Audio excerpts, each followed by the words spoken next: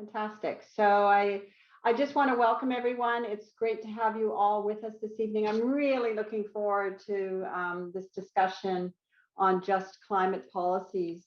And I really just so welcome everyone. We're going to begin in a good way and ask my friend, Elder Margaret, to start us off. Elder Margaret, Margaret George is of the Swallowhook First Nation, and she's going to offer us a welcome. So over to you, Elder Margaret. Thank you, Joy. Welcome to the First Nations territory of Coquitlam, Musqueam, Squamish to Tsleil-Waututh, the shared territory of SFU in Vancouver. It's great to be with you this evening, and thank you for all the good work each and every one of you are doing. A very quick prayer, and you can get your event going. Great Spirit, thank you for bringing us together this evening.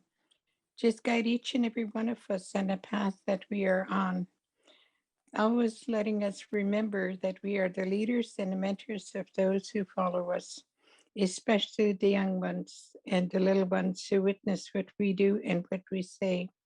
I ask Great Spirit to thank the communities from which we come from and our families for allowing us to do the work that we do, and a very special blessing on each and every one of you with the work that you are doing for SFU, and especially for you, Joy, as the president of SFU. A very, very good leadership you're teaching us. Great Spirit, thank you, and all my relations. Well, thank you very much, Elder Margaret, for starting us off in a good way. Thank you for your words, and thank you for your special acknowledgement as well. I really appreciate it. And such a good reminder about all the role we have, all of us have in terms of being leaders. I want to begin by acknowledging that I am privileged to be speaking to you today. I'm on Burnaby Mountain, and these are the unceded traditional territories of the Musqueam, Squamish, Tsleil-Waututh, and Coquitlam people. And I do want to pay my respects to elders past and present, and just acknowledge what a privilege it is for SFU to have this campus on Burnaby Mountain. I am really looking forward to tonight, as I said, and we're going to be getting to this President's Faculty Lecture with Taco Niet in just a little bit. His presentation is on just climate policies, modeling for evidence-based decision-making. So as many of you know, the President's Faculty Lectures are really part of SFU Public Square, and this is a signature initiative of SFU's vision as an engaged university. It's an opportunity for us to share the wonderful research and ideas of our faculty. By providing you with opportunities to hear from and engage with leading researchers, these lectures are designed to enlighten and promote dialogue on important issues of public interest. And I can't think of a more important issue than the issue of climate change. So this current series of 6 lectures is exploring the topic of equity and justice from a variety of disciplines. And it really is a fitting topic for our times, I think, as we all can acknowledge. We're thrilled to host the first 2 lectures in this series as hybrid events. So we had some face-to-face, and we live stream those events from SFU Woodward's building with a very small in-person audience. The decision was made to return to an online-only event due to the new wave of the pandemic, and I'm really hoping that we'll be able in the near future to return to in-person President's Faculty Lectures in the near future. So in the meantime, here we are back in the Zoom room together, and we are marveling at what a great technology it is. It does give us an opportunity to hear researchers like Taco Niet and to engage in some discussion. To make this happen, I'd encourage everyone to introduce themselves in the chat. Let us know where you're joining from. I note that we have about 128 participants online tonight, and that's fantastic. So if you want to share where you're from and just say hello, that would be fantastic. So another little piece of housekeeping. this evening for our question. We're going to have a question and answer period. So listen with developing good questions in mind. And we're going to be using an app called Slido. And Slido can easily be accessed either on your computer or on your phone. And you can just look for that app. You don't need to sign up. You don't need an account. Sorry, you don't even need an app. You just look for the website. You go to Slido, SLI.do in your web browser, and then it'll ask for a 6-digit code, and the code is shown here, 151020. Pretty simple. You can submit your questions at any point during the event. We'll keep an eye on them, and then you can upvote other people's questions by, indicating you think it's an interesting question to be posed. And I'm going to start with some questions of my own, but then we'll be getting to those Slido questions this evening. We do have community guidelines. I just want to remind you of them, which really are now posted in the chat. And it's just really about being respectful of one another in the way we engage with each other. And then please finally also note that this lecture is being recorded and will be available on the SFU Public Square website and YouTube channel. So that's our housekeeping for this evening. Wow, we've got people from Whitehorse, Victoria, all sorts of places. That's fantastic. So thank you for Ottawa, fantastic. East Vancouver, Burnaby, of course. So thank you everyone for sharing that. That's great. So on to the main event. It's now my pleasure to introduce our lecturer tonight, Taco Niet. He's an assistant professor of professional practice in Simon Fraser University School of Sustainable Energy Engineering. And he builds modeling tools to address the challenges at the nexus of Energy Plus. Energy Plus represents all aspects of nature and society, including energy, land, water, climate, health, and other impacts on human and ecological well-being. By helping build tools to understand these interactions, he contributes to solving the climate justice challenge. His research is building a variety of tools, including a North American model to evaluate cross-border carbon policies, a Canadian model to evaluate land use implications of biomass, and tools used internationally to support policy dialogues. I'm really looking forward to this evening, as I've said. So with no further ado, I'll pass the virtual podium over to Taco Niet. Really looking forward to hearing from you. Thank you very much, Joy. And there, now I'm unmuted. Sorry, I think. Thank you very much, Joy, and really honored to be invited. I will share my screen, figure out all this technology. Hopefully you can now see a nice slide. And let me just rearrange the windows. Zoom always changes all the windows as soon as you start share screens, and that confuses the issue. So thank you very much, Joy. I'm really honored to be invited and really excited to be giving this lecture. And also thank you, Margaret, for the welcome and the prayer. And finally, also thank you to all the people behind the scenes that make this event happen, setting up all the different technology pieces and making sure they're all working together. So that it's really nice and smooth for all of us who are here doing things. So quickly, my outline, positionality, I'm going to talk a little bit about myself and where I'm from. I think that's an important piece in terms of just sort of setting the stage for the work that I'm doing. Talk about the scale of the challenge that we're facing. Why is this modeling really important? Spend a little bit of time talking about climate policies and just climate policies. Then go into the engineering approach and modeling, and then discuss my specific research group. And sort of the last third of the presentation will be some of the results and interesting things that we figured out with my research group. So first, whoops, sorry. First of all, I'd like to acknowledge, first of all, I'd like to say I'm an immigrant born in the Netherlands and raised in Blackfoot territory. I'm living on the unceded and ancestral homelands of the Haudenosaunee, Squamish, and Salish-speaking peoples. I also want to acknowledge the St. Joseph's in Williams Lake discovery today of possibly up to 93 different residential school graves there. And just to recognize that ongoing harms of colonialism and the ongoing work that's needed to sort of build a better future for everyone. Hopefully my work and my research is part of that solution. I also want to express my gratitude to be able to work and live in this beautiful land. I get to sail around Sainath Kwayam and Atlakatsum, so Indian Arm and Howe Sound, as they're commonly referred to. And also the picture that you see here is Lukhlawaitan, otherwise known as Burnaby Mountain. And I apologize for my terrible pronunciation. It's better than the first time I tried, but it's still not great at this point, but it's getting slightly better. And so just to give you an idea of that's where I'm coming from, hopefully as we work on this journey to reconciliation and a future sustainable, just world, we can discuss and work and move things forward with that.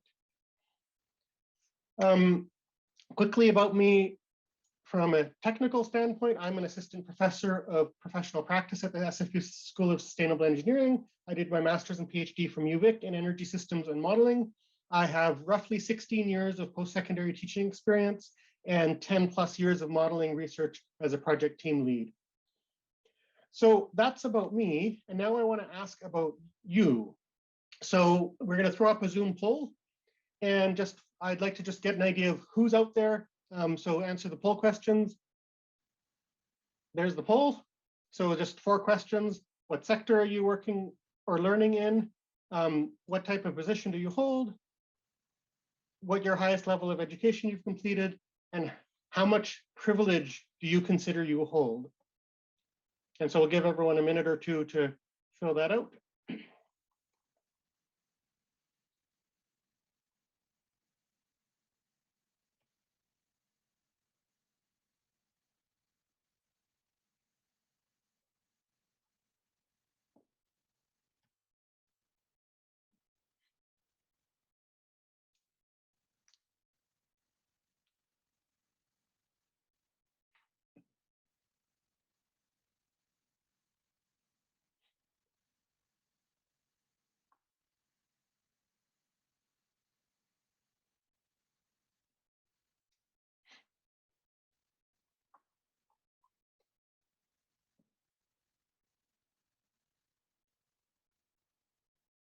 We'll just give maybe another 10, 15 seconds. The numbers are coming in quite quickly, and we're just getting a rough overview. So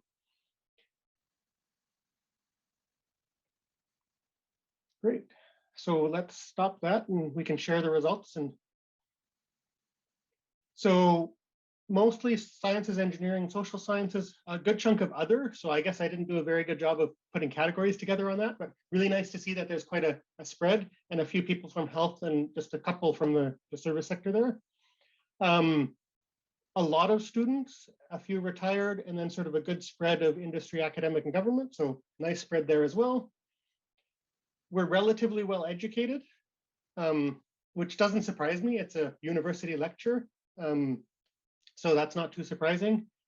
And then we're also a relatively privileged group of people. There's a few that are at the sort of lower end of privilege, and then quite a few of us that benefit from quite a few social privileges in our environment. So thank you very much for sharing that information. It just gives me an idea of what audience I'm talking to. And so I know I don't go too technical with the different levels of people, and really thank you very much for sharing that. So I will stop sharing that and get back to my slide here. So as we said, we want to talk about just climate policies. And to do that, we sort of have to start with, why is this an issue? So what is this challenge that we're looking at? And so we're going to start with the impacts right here in BC. From the summer, we had the wildfires, which the researchers said is quite likely caused by climate change. And then this winter, we had flooding. And those two things both are potentially significant impacts of climate change in BC. And so climate change is an issue that we really need to address. And the challenge is how to address that. And the IEA came up with a report that said Canada will need more electricity to hit net zero. And it's really this current situation. The acknowledgement, most researchers say we need to electrify almost everything to be able to decarbonize our system. So that means our home heating. Most people in BC use natural gas. We need to move that to electricity, our transportation, our heavy transport, and probably one of the harder ones, which is industry. But if we electrify all those loads, so electricity is about a fifth. We need 5 systems to get, or 5 times that energy. Efficiency means we only need sort of 2 to 3 more full electrical systems. So we need to take that 20%, we need to grow it to about 60 to 80%. And that means we need 2 or 3 more full systems. And all of the new stuff has to be low carbon. So the question then is, where do we get that from? And so here's some sort of rough numbers that we can look at. So if BC Hydro generates currently approximately 50 terawatt hours of electricity each year. And so that 50 number is a really important one. Site C will add about 5, which is a significant chunk. It's sort of a big percentage. But to be able to electrify everything in the province, that's 20 to 30 new Site C dams. That's a big challenge. And so we're likely not going to do it all with dams. With wind, if you look at all of Canada, there's potential for quite a large amount of wind. But one of the challenges with wind is it doesn't always blow.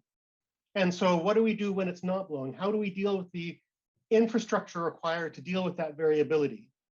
Other options, nuclear. We could possibly do nuclear power. Maybe we'll get nuclear fusion happening at some point, and that might be a useful possibility.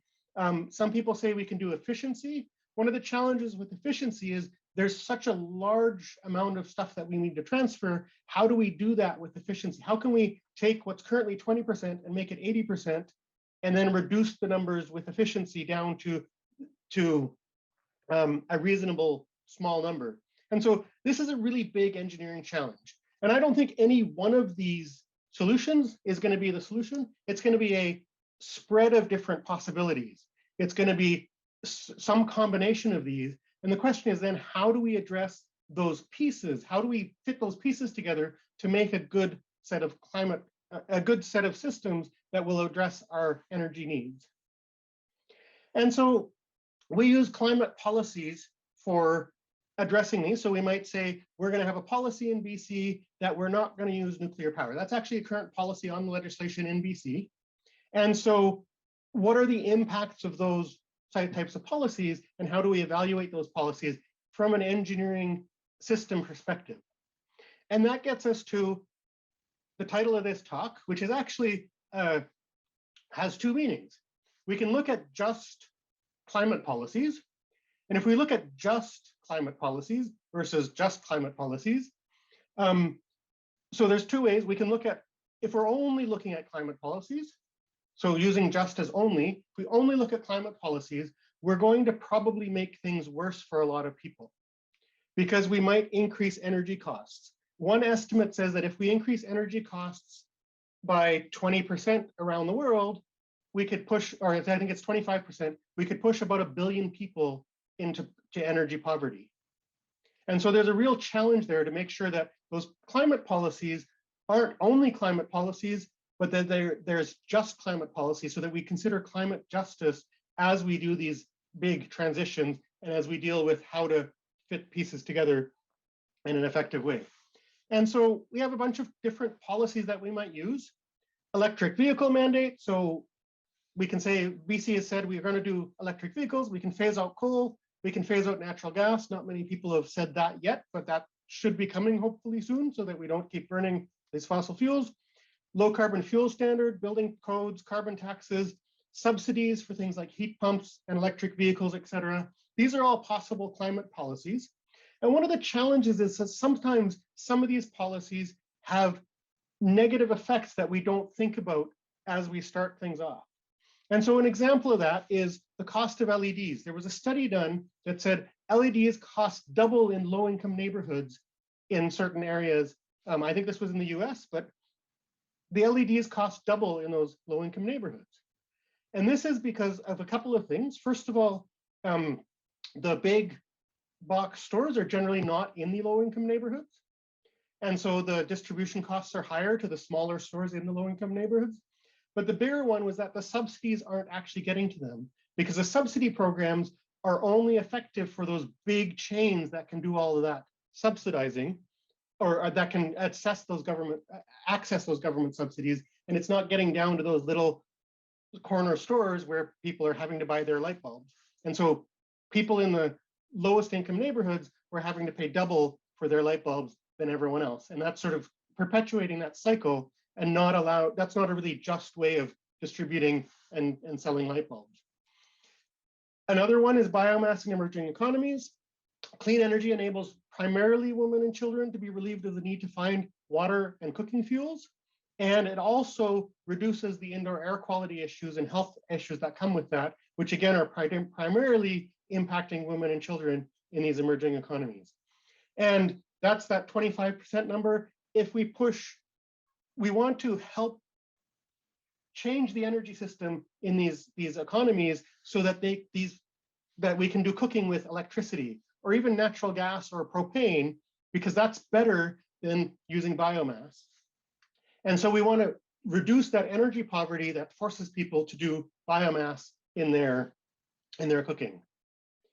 And then a third one is subsidies, and specifically subsidies, for example, with solar. There's an article in The Hill that said California is poised to kill rooftop solar, damaging climate and health.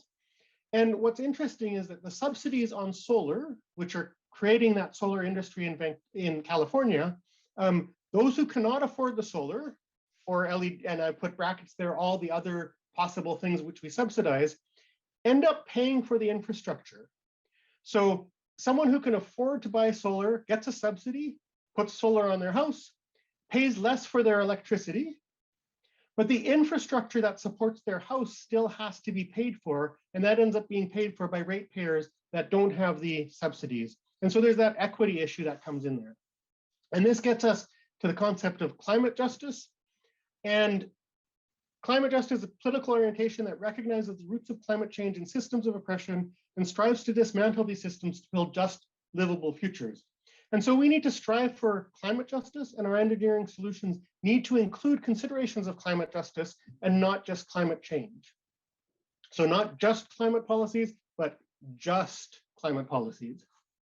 And related to that is the concept of intersectionality. And I'm going to actually thank my daughter right now, because she's actually with sustainability teams when she was in high school, and she actually gave me some of the definitions here, which was great. And originally from Gabby DeBelli, but so yeah, I'm just going to shout out to Kieran there. I think she's on the call somewhere, so which is great.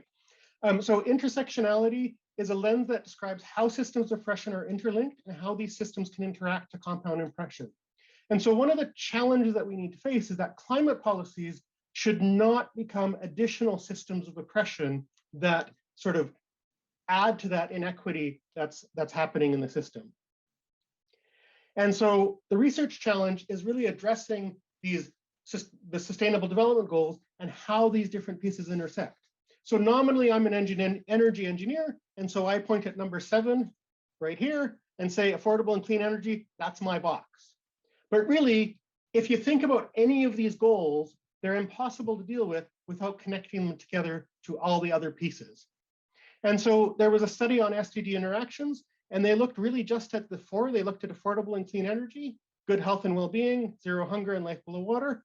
And they found all these highlighted connections amongst the connections between all the different goals that exist.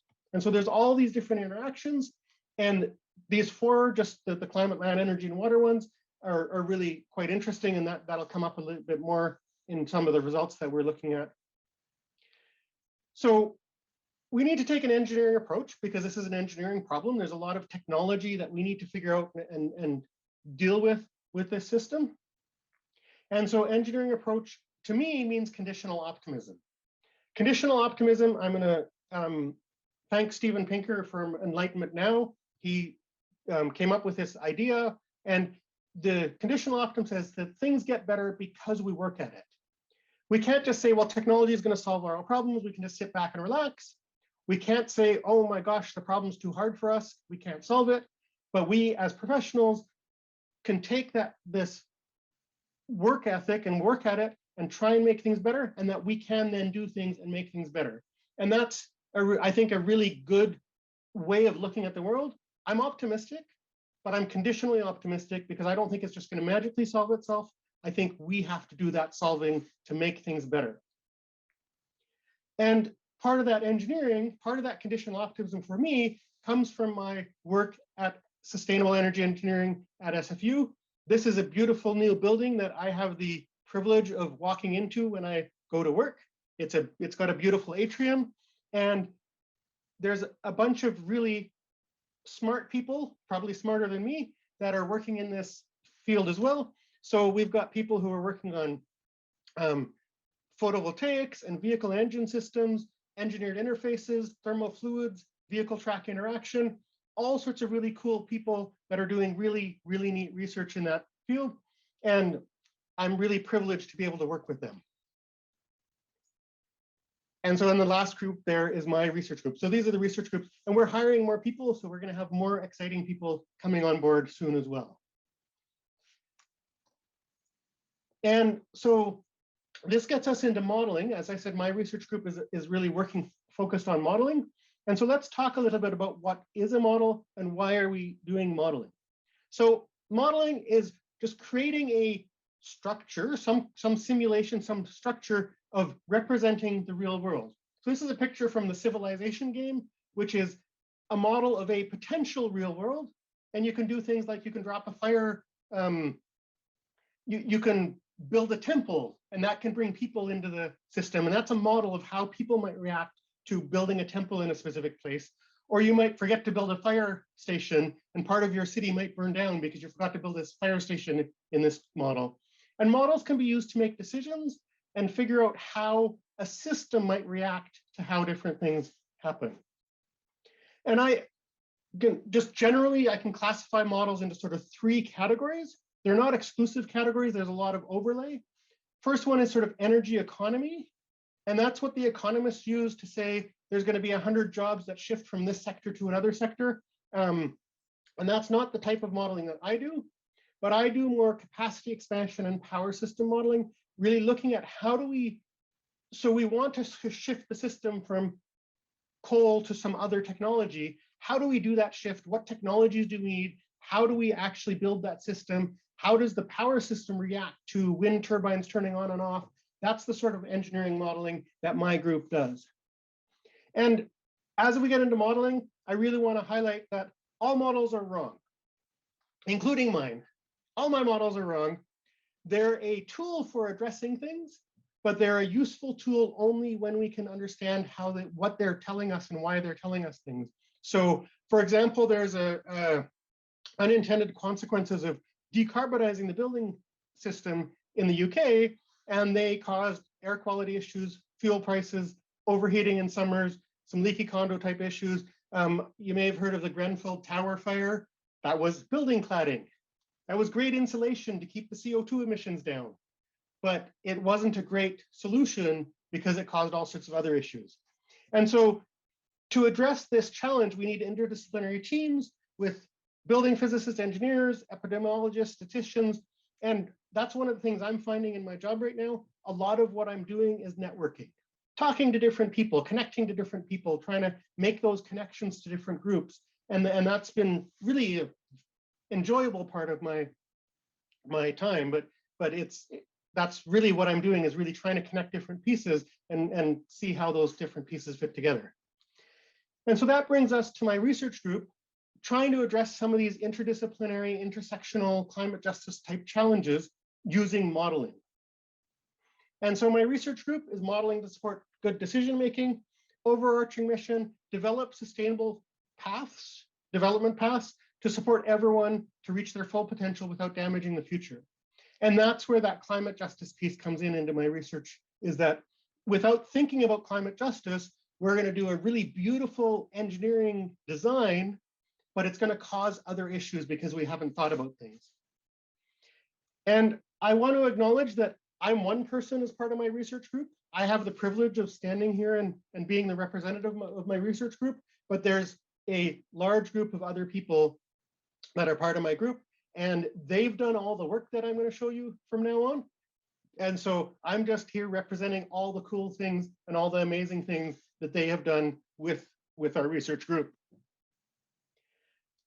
So quickly, a couple of definitions before we get into the modeling, because I'll use clues and I'll use osmosis a couple of times as we go through that. And clues is a climate, land, energy, and water systems model. And it's built on a energy modeling tool called Osmosis, which is a capacity expansion model. I talked about that earlier, which is how it's a planning model for how we build out different systems. It minimizes costs. We can define costs in all sorts of different ways. And the important thing about clues is it includes interactions between water, land, energy, and climate.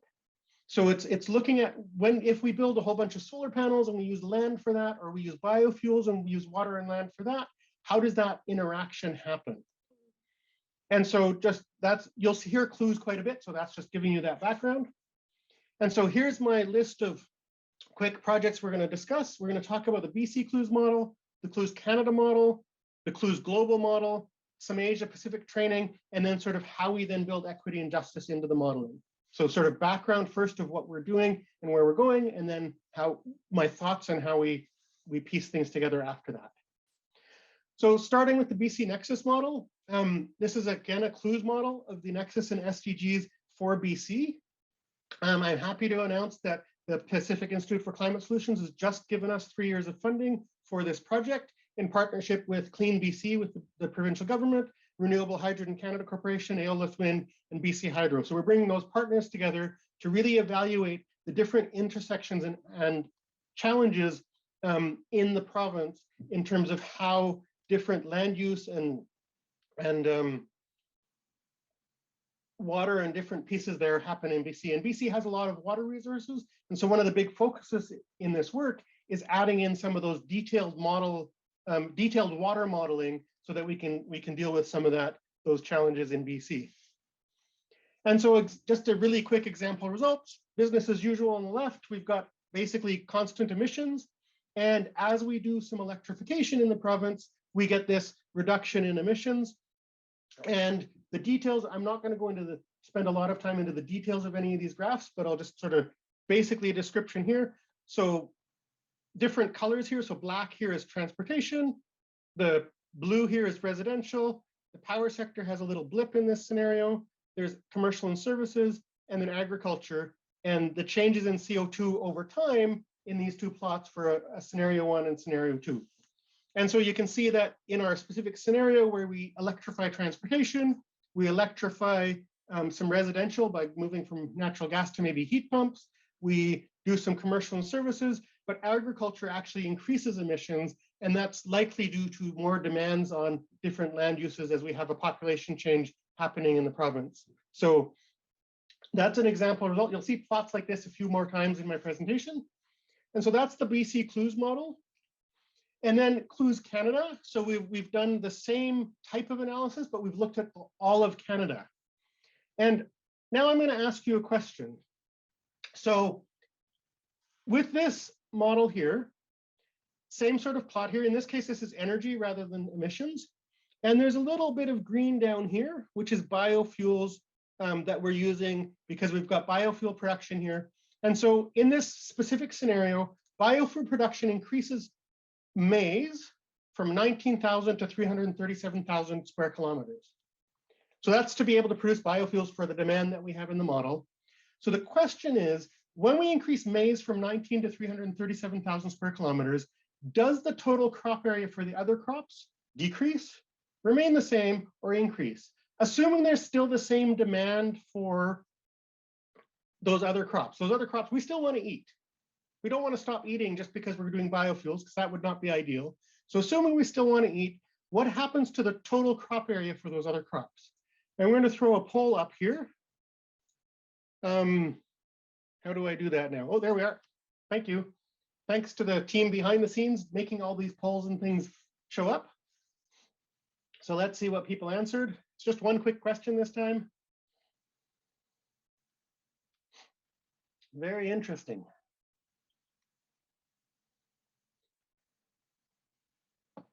Give you another 10 seconds or so to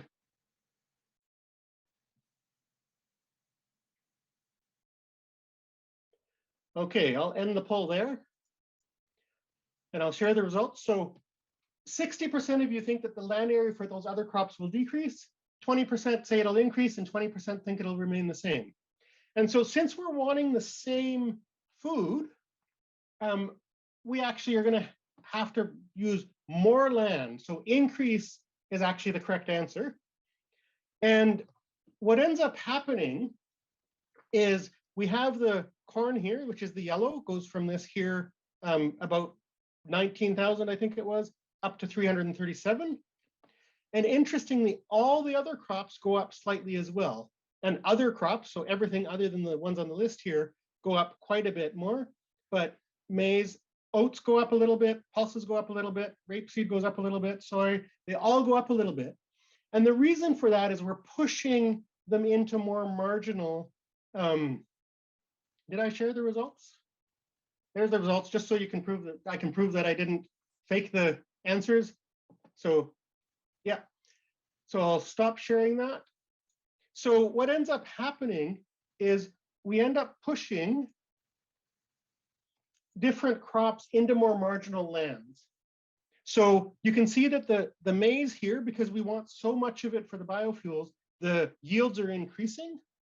But that means we're pushing down yields for oats. We're pushing down the yields for rapeseed. We're pushing down the yields for other crops. A couple of the other ones stay pretty much the same, but you can see this other crops are really dropping down. And this is really, we're pushing the crops into more marginal areas. So we have the really good field and we use that for the corn. And then we push the wheat a little bit further out into the less good fields. Maybe it's a little bit of a marshy area or something. And then we're going to get slightly lower yields because of that on that next area there. So that's Clues Canada, some initial results from that. What we're doing, trying to work on now is actually a Clues Global model.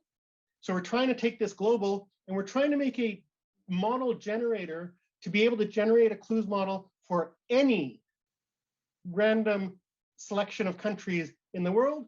And the workflow that's developed here, what we hope to be able to do is we say we want, let's say we want India, Bangladesh, Nepal, and China.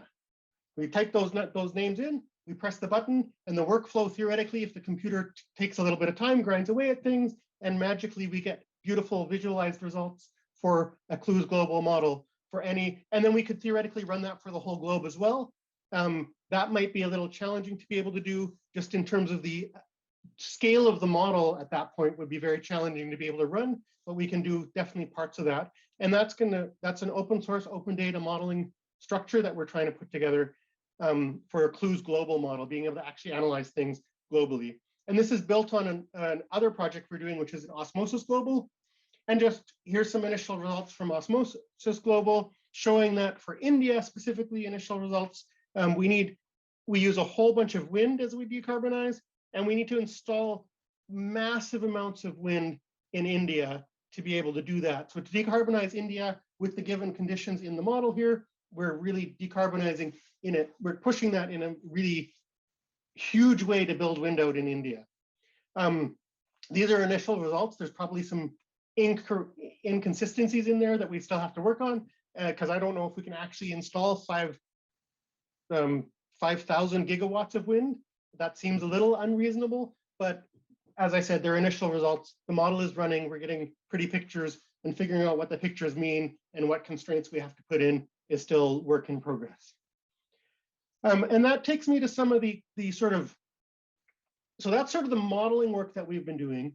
And as part of that as well, we're trying to do capacity building. And I've been working with the UN, and in fall of 2020 and into 2021, into actually in the summer and of 2021, I did some work with the Asia Pacific, and we trained government and policy analysts to do Clues modeling.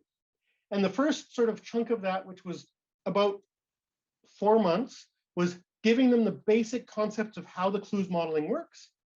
And then the second part of that was about was working with a specific country, and we had the privilege of working with the Philippines. And so myself and one of my grad students got to work with the Philippines and put really detailed model analysis together for the Philippines and focus on their specific policy priorities. And one of the policy priorities that the Philippines was really interested in was biofuels. And so they have biofuels, 30% biofuels mandate. And we threw some other numbers in there. So we threw 100% biofuels in there. So you can see from the left-hand side, the pink is gasoline, 10% ethanol, 50% ethanol, to 100% sugarcane ethanol. The gasoline ends up disappearing by 2040 if we're eliminating the gasoline with bioethanol. But you can see at the bottom here, bioethanol starts coming in quite strongly in terms of how much is required to replace that gasoline. So you can't just sort of get rid of the gasoline, you have to replace it with something. And in this case, it was bioethanol. And what we found with that was that the area by crop, as you would expect, if 10% ethanol, basically we're not needing to increase the agricultural area, but with 100% ethanol, we're really having to increase the amount of land area. And then in the top graph here, you can see that we actually, in the Philippines, are having to chop down forests to be able to grow the sugarcane so that we can actually do that biofuels policy. And so summary from that, sharing tools to reach climate targets and preserving resources, I think is really important. Capacity building is really important, helping others make good decisions. And then the importance of the interactions. So the biofuel targets might make sense, but without taking into account the land use, it's not clear that you could make a bad decision. Say, we want to do biofuels, but then if you haven't taken into account that land use, that's a little bit of a red flag that you really need to take into account those different interconnected systems to make good decisions. And so this takes us back to the SDGs. And one of the things, this is a paper that I published last year on how the SDGs connect to modeling. And so got some nice pretty colors and connected how important it is to model these different SDGs, so Sustainable Development Goals, and the ease of modeling them in different models. And so some of them we already have in the models, or they're green. Some of them are sort of yellow or red and harder to model. And that was a starting point. And that publishing that paper turned into actually a partnership with the University of Costa Rica. And I've got a visiting scholar here in Surrey right now. I haven't met her in person, which is really sad. I really want to go meet her in person, but because of COVID, we can't do that. But what we're doing is we're taking the SDGs. So the SDGs are sort of broad strokes items, and there's individual indicators underneath them. And we're starting to map each of those indicators into the clues modeling framework and saying, where is that mapped? How does that work? And this is using the Costa Rica clues model that they use at the University of Costa Rica, and working together with the Energy and Power Lab in University of Costa Rica. And it's been a really neat partnership that's developing there, trying to address some of these challenges of what are these challenges that we're trying to address and how do they get addressed by this different modeling. And that takes me to pretty much my last slide here, which is trying to build equity and justice into our models. And as of January, I was asked to be a research in residence at the Community Engaged Research Initiative at SFU. And so that's been a really nice opportunity to start digging into some of these challenges, to really figure out how do we engage communities to make sure we're doing just climate policies? How do we connect those interdisciplinary researchers? So I'm working with a policy researcher in the Department of in the Faculty of Environment, and they've got a grad student that I'm supporting partly with the CIRI funding, and I've got a grad student that I'm supporting with the CIRI funding, and together we're connecting that and sort of investigating how do we engage the community, which communities should we engage, and how do we build that together, and then really working towards anti-fragility in our energy system. I think it's a really interesting word. Resilience says that we can recover quickly when something breaks. Anti-fragility says that we adapt to these challenges in a positive way so that we can come out of things stronger and better once things happen. And especially as climate change is happening, that's I think it's an interesting lens to take in terms of the work that we're doing. And wanting to make sure that most of our modeling is open source and open data, trying to make sure it's transparent, accessible, and connected for different people. And so that's currently where I'm at, is starting to really investigate how do we do some of these detailed pieces, because right now we don't really know how to do all those different pieces, but really making sure that we have that interdisciplinarity and connecting those pieces together. As I said earlier, a lot of networking. I talk to a lot of people. My calendar gets filled up every week with meetings with different people, and that's really the fun of the job. That's really what I enjoy doing, is let's figure out together how to make these things better. So thank you very much. There's my email address if you want to send me an email after the talk. There's my website, so you can go look at some of the details. Some of them aren't as updated as they should be. That we're working on that. And also our group Twitter on the bottom right there if you'd like to see that. So thank you very much. Well, thank you very, very much, Taco. That was a fantastic presentation. I learned a lot, I have to say. And there are a few other things, little takeaways as well. I just want to say, I love this notion of conditional optimism. I'm going to use that. I think that's fantastic. And I really learned a lot from your models as well, just thinking about the implications of our policy, of decisions that we make, and some of the pushes and takes that we need to be thinking about. So that was really, really helpful. And I also want to say, I really also appreciate the way that you're recognizing all the people you're working with, your team and your collaborators. So that's fantastic. I'm the person who gets to ask you the first questions, and I'm just going to remind our audience that you can ask questions on Slido, and we'll be pulling those up eventually for people to take a look at and for me to take a look at as well. But I'm going to begin with a few questions because it is the President's faculty lecture. And first of all, I have to say, I'm quite intrigued. And maybe you could tell us a little bit more about your journey. I have never really met an engineer with such a strong focus and passion on equity and justice. So I'm kind of curious about where that came from. I want to give a shout out to your daughter as well, because I've also not really met an engineer who's talked about intersectionality before. So fantastic on that front. Just like, how did you get here? How did you get to start to think about justice in this way and equity? Yeah, I think the shout out to my daughter actually is a part of that. Partially through her work with, I think the idea is sort of steeped while she was in high school as she was getting into sustainability, and I had the opportunity to actually discuss those ideas with her. I feel that they were really initiated when she was born. As I brought a new life into the world, with my wife and I brought a new life into the world, it really made me think about what is this world we're bringing some new life into, and what's the future? What is this new life going to become? And she's off to university now, which is stunning. It's amazing how fast time flies. But I think that's a big part of things, is just thinking about what is the future world we want to leave to our kids and grandkids, and just in general, where do we want to leave the world when we leave it?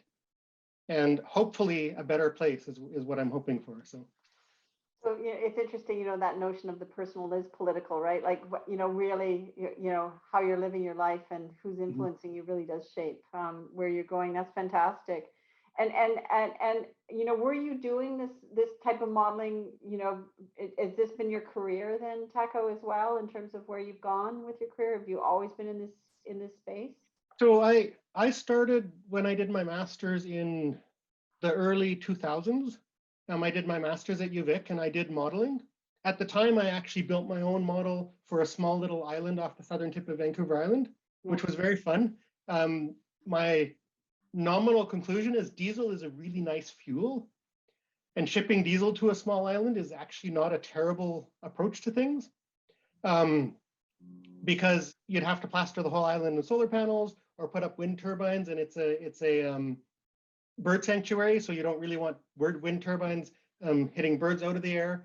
And so that was what I did in my master's in 2002-3 is when I finished that. Then I went to BCIT and I taught in mechanical engineering there for a number of years. And partway through that, I realized that only teaching was sort of making me stale, and I took a professional development leave and connected back to the people at UVic and said, hey, are you doing any cool things? And they said, yeah, we're doing some neat modeling, and there's this model that we're trying to figure out. Do you want to spend some time with us and figure that out? And so I spent that professional development leave working on that. That turned into a PhD. And then a few years after that, I was lucky enough to get hired at SFU and be able to turn that into my career. That's fantastic. That's really interesting. I always find it really interesting how people find their path in their work. So thank you for sharing that. I really appreciate it. You know, I think we all recognize, and you've mentioned this, that, you know, at the very outset, that our province has been through a pretty tough time recently, right? Like heat dome, you know, floods, yeah, you know, it's just been very, very tough. And I think we all recognize, and we also see all this, you know, other kind of dynamics at play in terms of infrastructure, Site C, LNG, you know, Trans Mountain Pipeline, you know, you name it. And I think we all recognize we're going to have some hard decisions that we're going to have to make as a province in the years to come. What, in your view, I'm just kind of curious about, you know, what do you think are the hardest decisions that we're going to have to make in order to really address climate change? Yeah, I think we need to come to terms with the fact that the world is going to be a different place in 30 years. And we need to address those challenges and sort of really take into consideration what kind of world do we want to build? Because the world's going to be different. The question is it going to be different in a way that we've positively built something for? Or is it going to be different in a, we're reacting to things that are not positive for us? And I think we have the opportunity to make decisions that move us towards that positive future. That's where the conditional optimism comes in. I want to make good decisions and be optimistic that we can do and make things better. And so I think it's addressing those in a really fundamental way, including everyone in that decision. It's not just one person needs to make that decision. It's making sure that we're thinking about how these decisions affect everyone in the province. Yeah, it's interesting. I think in a way, and I'm sure this will come up in the discussion from those who have joined us as well. I think we all know we're going to need to do some things. I think the question is whether we have the will to do them as well, right? Like it's, it's going to be very challenging. Yeah, and it's, I think that's one of the pieces where I think about my privilege. Yeah. And it feels like it might be easy for me to just say, I'm doing well, I can just sit back, but that doesn't feel comfortable to me because that's not necessarily going to get us to a positive future. Yeah. Yeah. Yeah, it's interesting. You know, I you know, obviously these models are complex that you've put together, and it's I just want to dig into them a little bit more. Maybe you can help me understand. Like, you're looking at the clues in terms of you know, the models. Do you think that the models could also, like, and then do you layer on the equity concerns on top of that, or could you actually model that as well as part of the actual model? Yeah, and I think there's some aspects I think we can include in the clues modeling. So maybe it'll become a clues plus model with a nice little SFU red X or a little plus on the top, like our Delta E plus has the little red plus. And a clues plus model would include some of those. I don't think, as I said earlier, all models are wrong. Yeah. And so we're not going to, there's no way that we can model absolutely everything. I think there's definitely some aspects which we can model with the current modeling, which we can do better with, which is why I've got some grad students actively looking at that right now. How can we add some of these equity indicators into the model? How do these SDG indicators interact with that? And where can we opportunistically do those things? But I'm realistic, and they're gonna say we can do A, B, and C, but the rest of the alphabet is going to be really hard to add in there. Yeah. And so that's where the sort of other aspects of things come in. One concept for that is part of the community engaged research initiative. Is part of the outcome of that is hopefully we're going to be able to put a proposal together that would be, here's a community engagement model that we think we'd like to do. Can we get some money to actually be able to do that? Hmm. And so that'd allow us to sort of layer on some of those other issues that we can't necessarily include in the model. So I guess the other thing too is, and this is not my area, but I think I followed along fairly well, but this is complex. Mhm. I'm just wondering about what your thoughts are about communicating this kind of modeling, to the public and engaging the public. Like, could this be used also as a tool for engagement with the public? I think that there is opportunity that there was a proposal, I think someone in Germany, yes, Robbie Morrison and Tom Brown in Germany and somewhere, I'm not sure where Tom currently is. They put together a proposal a few years ago to do some model moderated citizens assembly, where you'd have the modeling experts sitting there ready to do some modeling. And then the citizens assembly would say, well, we want to do everything with solar panels. Okay, let's put that in the model. Okay. And suddenly we have solar panels all over the Fraser Valley and we can't feed everyone. Let's talk about what else we can do and how we can change things. And so have that sort of moderated sort of community engagement. And that's a model that I think might be very interesting to try. And so, yeah, so that might be part of the proposal that we come up with at the end of the community engaged research is, let's try and do one of those. Oh, interesting. See what happens there, yeah. It's fascinating. I don't want to take all the time with my questions. I want to get to the Slido questions. So I'm going to ask our tech folks to maybe bring those up. I think they're going to do that for me. And we'll take a look at them together here, Taco. And let's start with, and feel free, folks, to continue to add questions in. So here we go. I'd like to know if Taco can talk about reducing energy consumption. I've noticed that energy debate focuses on replacing energy sources. So it's always, on that supply side, I guess, is the point. And what about reducing wasteful consumption, like or planned obsolescence? Yeah. I admit I had one slide on sort of the options available, and efficiency and reducing consumption was in there. That's definitely there's definitely sort of those two pieces of how do we deal with the supply and how do we deal with the demand. I agree, wasteful consumption and planned obsolescence is terrible. I use a hand-me-down phone from my wife because I don't want to throw it out, and I really hate it when that device stops working. My previous phone I used for 7 or 8 years, and really trying to figure out how to reduce those pieces is definitely also a piece of things. I don't think we can reduce away the problem. There's a big technical challenge of how do we address the supply side, because we're currently doing a lot of that with fossil fuels. And so there's replacing energy sources to make sure that we can still have nice warm homes or cold homes if we have heat waves, and that we can actually travel, we can take transit. So there's a supply side challenge that exists, but yes, absolutely, reducing that wasteful consumption, reducing demand is absolutely a really important piece to consider. And some of the modeling of demand modeling is also a separate topic that I didn't cover at all, but how do we model the future demand that we might have to address? And yeah, we can say we can have 20% reduction in energy use for certain things. We can have heat pumps, which are more efficient than natural gas furnaces. So that's an absolutely useful way to do things.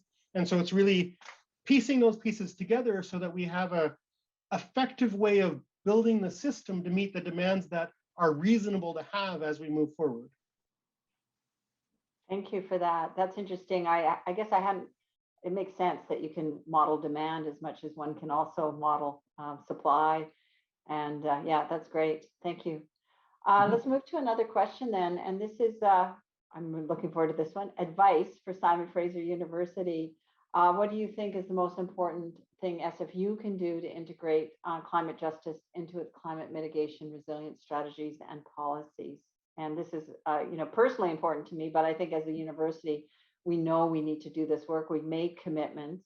to get to net zero, and we're really thinking about sustainability, but this justice piece as well is really important. So I'd love your thoughts on that.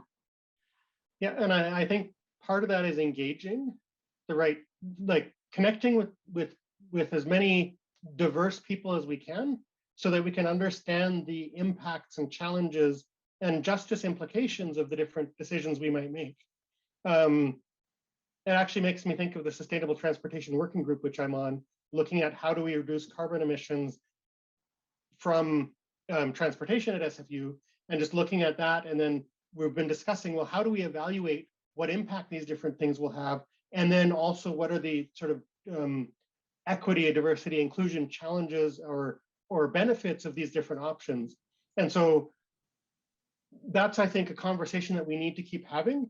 All our different committees and different groups of people need to think about all those different pieces and be reminded of them quite often as well. Just sort of saying, oh, did we think about that from a climate justice lens when we actually are thinking about making that decision? Did we include those pieces in our decision making as we go?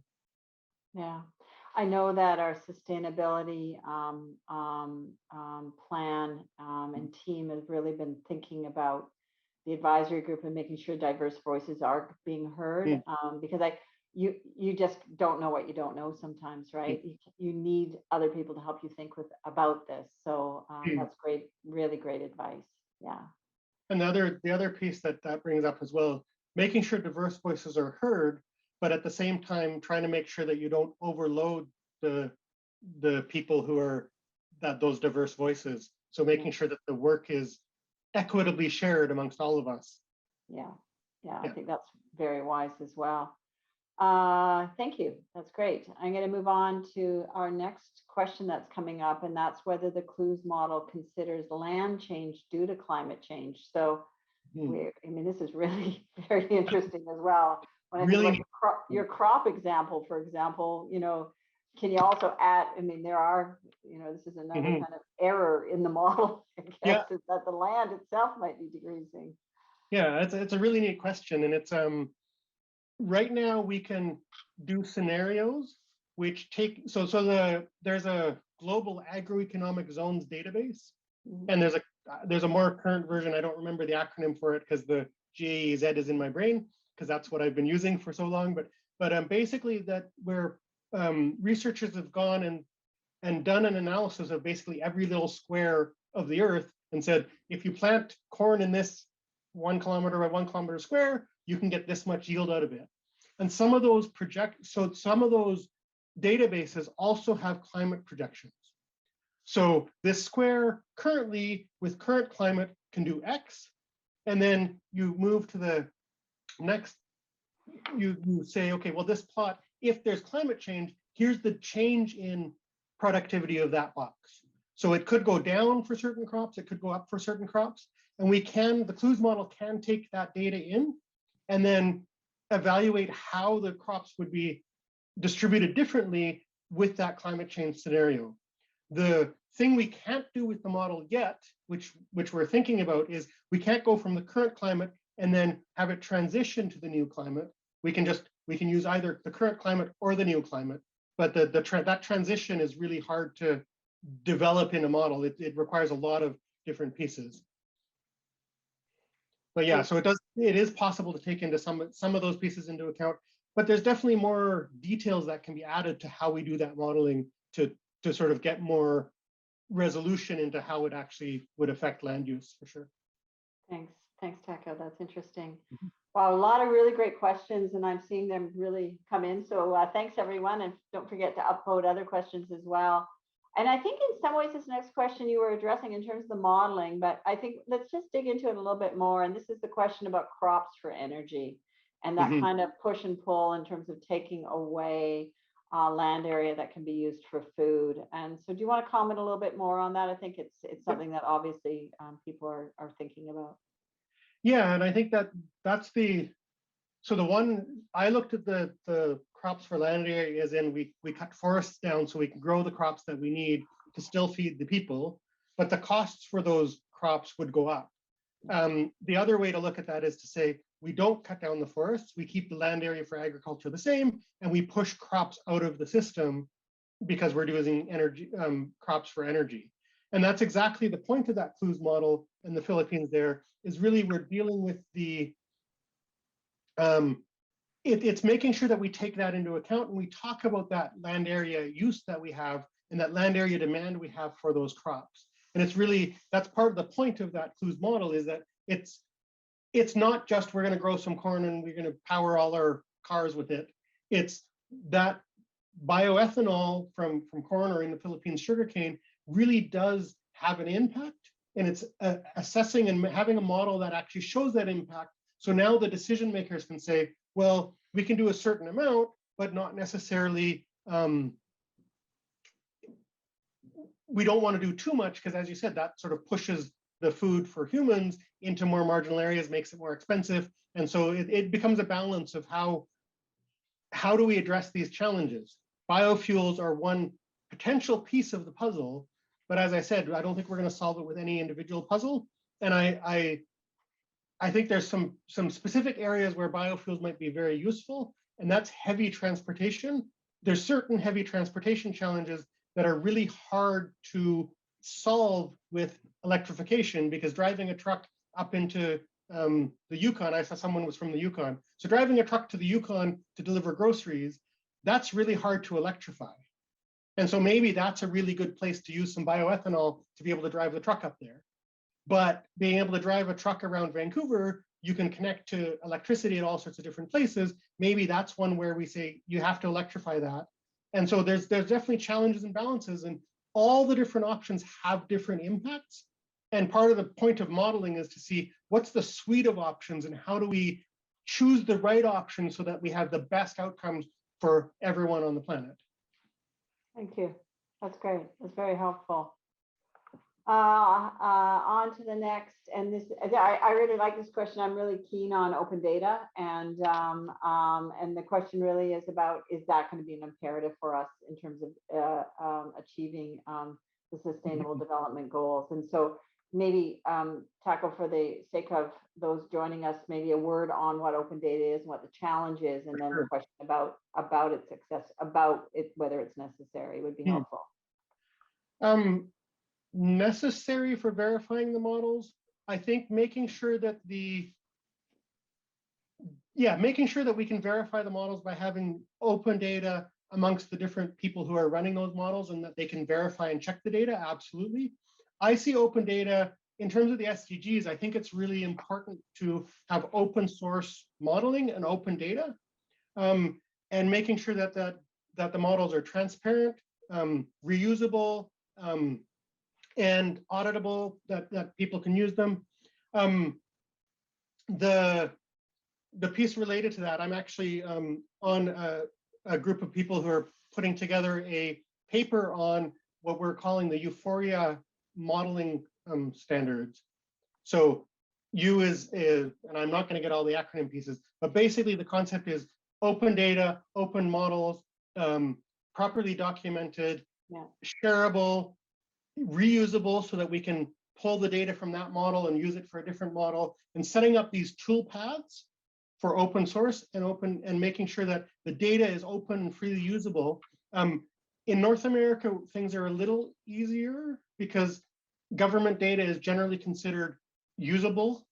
In Europe, there's all sorts of weird database licensing things that are happening in Europe that other colleagues that I work with in Europe know a lot more about. But there's definitely, I think, that being able to effectively use data, and there was a letter to the International Energy Agency recently that I and a whole bunch of other academics signed, saying, you get data from all these different countries, make it openly available so that we can do proper analysis without having to pay large amounts of money. And in Canada, we can generally pay that money and do fine, but it's really making sure that other countries can use that data and different researchers can use that data, so that we can make sure that we're all checking each other's work and having a good conversation about it to see how pieces fit together. Well, also the climate crisis doesn't have borders, obviously. Yeah, absolutely. Yeah, for sure. Yeah, interesting. Yeah, thanks for that. That is interesting. I think the other thing for me in terms of the open data issue is that, we taxpayers pay for that data sometimes and then don't have access to Absolutely, it. yes. Or granting agencies pay for that, we pay for Yeah. that through our taxpayer dollars and then pay for Exactly. it again. Anyhow, that's a broader question. That's a question for another day. Yes, yeah, probably beyond the scope of what we're doing Yeah, here. fantastic. So here's another one, and I like this question a lot because you talked about the team and the engagement work, and the question is, are there creatives and artists in the team? And I think it's probably around that engagement work, but there might be other aspects in the modeling as well in terms of, knowledge mobilization or whatever that you think, we need to be paying attention to. So interested in whether you've thought about that or whether you're interested in engaging that. Yeah. People from Yeah. those disciplines. Yeah, I definitely happy to engage with folks from any discipline in terms of creatives or artists as professionals. Hopefully we're all very creative in the team. So, but yeah, definitely in terms of accessing and connecting with professionals on in those different disciplines is definitely valuable.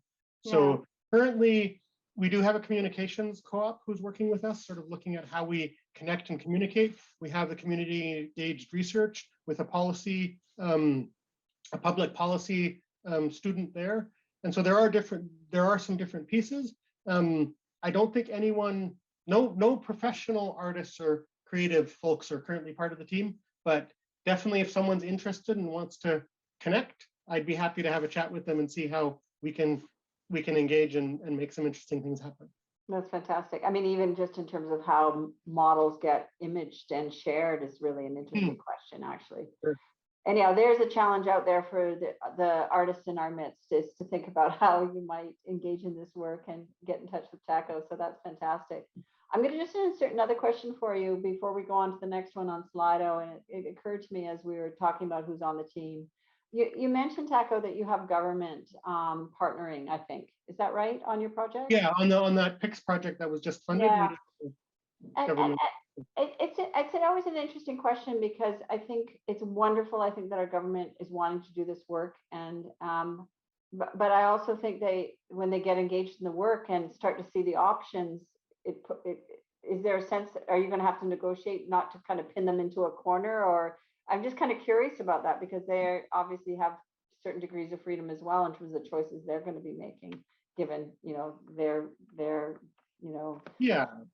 Yeah, I think that there's hopefully on both sides, there's a clear line between the research work and pushing boundaries and looking at different options there, and then the government policy side of things where they're restricted because they have government that has certain requirements that they have to follow. And I know that engaging with other partners, we've had that sort of line where we really love that you do those things because we're not allowed to. Yeah. And that's a really valuable piece, I think, that an independent research group at a university can do, is we can play with those ideas that the government agency might not be able to play with. And then we can publish that in various ways, get it out there, and then the conversation in the public can happen about that idea without the government having to be the one driving that, which then, so there can be a lot of value in partnering in different ways with different agencies like that. That's interesting. I really like that about you really focusing on the science, getting it out there so that really the next phase of that discussion debate can take place. That's great. Yeah, interesting. Back to Slido. I like this. Hey, TACO! Exclamation mark. I actually suspect I know who put this question up there. It's always fun to guess, isn't it? Yeah. What's the best way we can, here's the carbon capture question. What's the best way we can use carbon capture technology to help the climate crisis? It has the potential to turn back time on past emissions and clean our dirty tech that we are dependent on. So clearly a big fan of carbon capture here. Do you want to say a few words about it? And with the Hey TACO at the front, which is why I think I know, there's someone who was very enthusiastic about carbon capture that I've chatted with. And there he is admitting that it's him. Fantastic. I love it. No anonymity today. That's no, great. he outed himself. I decided not to say it, but Okay. he outed himself on the chat, so that's all good. I think that carbon capture can be a part of the solution, but I seriously worry about it being used as a tactic to delay addressing the big challenges. Mm. So yes, we can put it in our models. We have some models where it's in there, and it can definitely be part of the solution. But I do worry with carbon capture that it can be used to say, well, we don't have to get rid of fossil fuels because we'll just suck it all out of the air later. But the technical and the economic challenge of actually doing that is quite hard. And so maybe Landon will actually solve some of that once he graduates from our from that C program, because he's one of the students in the program. That's fantastic. So once he graduates, he can go solve the challenge with carbon capture. But I think carbon capture can be a part. The different technologies that exist for carbon capture, we have to be careful that we choose the best ones, so we're not making the problem worse. Yeah. And so it's something that's, I think, part of the mix, and part of the modeling is saying, here's how it might fit, and here's how it works, and how it might actually interact in that bigger system. And I think that's a really interesting question that I've seen some modeling on, but not a huge amount of modeling on. But it's something that we can definitely start adding into our modeling in more detail, for sure. Interesting. So we have time for a few more, and I'll go to the next one then. It's so great to see so many fantastic questions coming in. I really appreciate it. So thanks everyone for that. We can make different choices in how we personally and as business consume. We can ask the question, do we all need to consume at the levels that we're currently consuming at? You've touched on this a little bit. I'm just wondering if you want to say anything more about that. Yeah, I think that the two pieces of this, I think, that are really important is, yes, we have some personal ability to make changes. So yes, we should do things. We should say, I'm not going to drive to work. I'm going to take transit. I really like that transit goes right to my building that's behind me, so I can jump on the SkyTrain and not have to worry about stressing on, not white knuckled on the vehicle as I'm driving through, because the bridges can be quite exciting sometimes. So there are some personal things we can definitely do to reduce the consumption that we're currently using. However, there are a large number of things that we personally cannot make choices about. Businesses can make some choices for us, and government has to make some of those decisions of how we're going to deal with things. So, for example, electric vehicles. Right now, you can't walk out into the lot and actually buy an electric vehicle easily right in BC, because there's just the supply isn't there. And so the government coming in and saying the supply has to exist because you have to sell them, and if you don't sell them, we're going to tax you, we're going to fine you massively. Yeah. That's a really important government intervention, which is going to push that change to happen. So yes, personally, we have some ability to make change, but we need the system level change, and we need system level decisions to make those changes. And they aren't necessarily personal changes we can make. Yeah, it is really, really challenging. One thing we can do is vote. Yes. We can vote, and then that pushes more of those decisions, the right people to make those decisions, so that we get more of those choices personally as well, so that we can make better decisions. Yeah, and it's interesting on that point. We did see SFU Professor Mark Jacquard analyzing in the federal government climate policy, and really helping us understand where government stands. So that was very interesting to see that intervention. Sure. Yeah. The next question is about climate justice indicators into climate models, and I think the question is,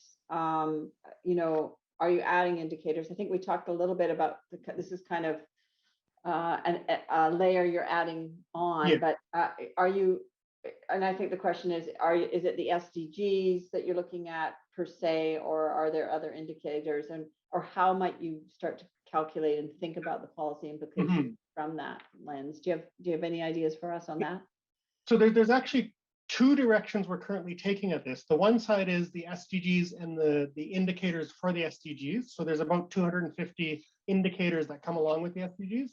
And we're doing some analysis on how those can be included in the model specifically, and how that fits. And some of those are specifically climate justice related indicators, and some of them will be indicators for water quality or all sorts of other things that are there as well. And then the second piece is this sort of analyzing the community engaged research piece and sort of figuring out how do we engage the community in figuring out what pieces we might want to put in those models, what are indicators that are out there that have been used for community equity and justice and things like that, and what's out there and what we can actually possibly do in the modeling. And so my answer is, hopefully we'll do some of each, but exactly how that'll look, I don't know yet, because we haven't quite finished that analysis. Early days. Yeah, we'll have to have you back. We'll have to have you back to talk to us. Absolutely, happy to come back in the future. That's great.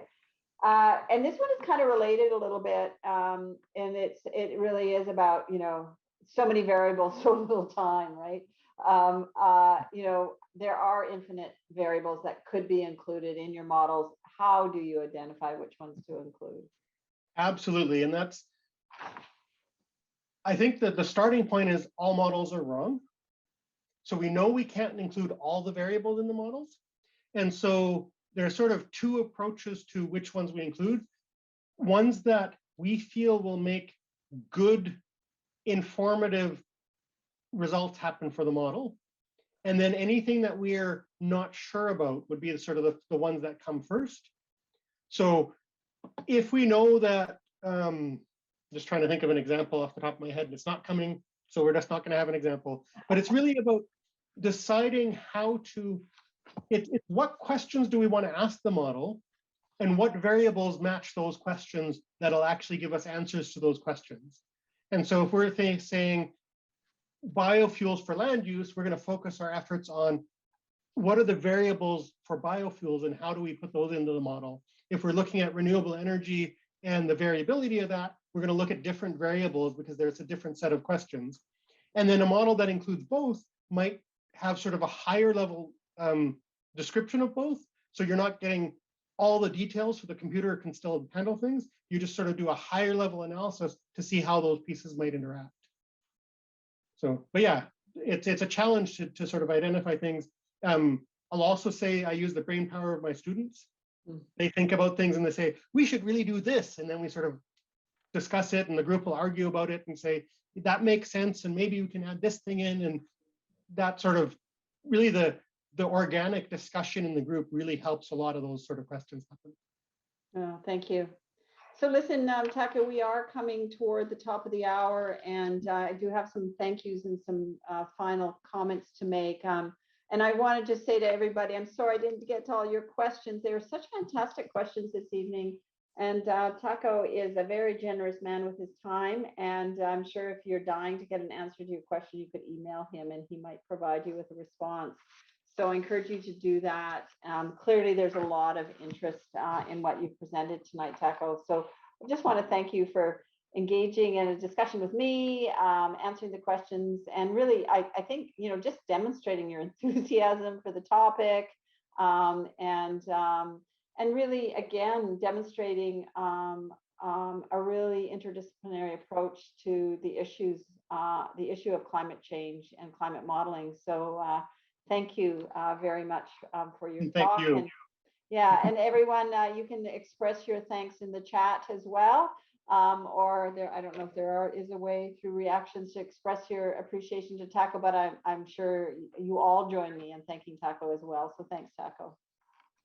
I do want to make a few other comments as well. I want to thank our captioners for this evening. They do it so well and so accurately, and they are accurate real time. So thanks to our captioners for this evening.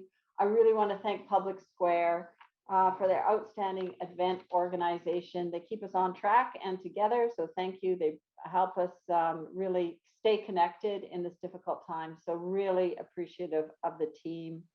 I want to let you all know our next lecture is in just over a week on Wednesday, February the 2nd. Our guest lecturer is Vaibhav Saria. I think you're going to really enjoy this. Vaibhav is an assistant professor of gender, sexuality, and women's studies at SFU. And they will be discussing healthcare and crisis in India, both historically and in the current COVID-19 crisis. So we'll look forward to that lecture.